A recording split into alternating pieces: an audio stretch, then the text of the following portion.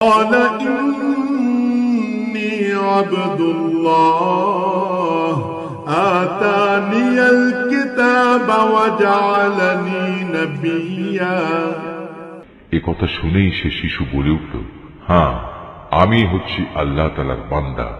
তিনি আমাকে কিতাব দিয়েছেন এবং আমাকে তিনি নবী বানিয়েছেন। وجعلني مباركا أينما كنت وأوصاني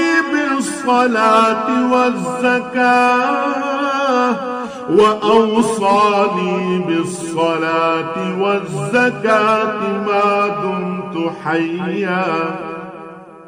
যেখানেই আমি থাকি না কেন তিনি আমাকে তার অনুগ্রহ ভাজন করবেন।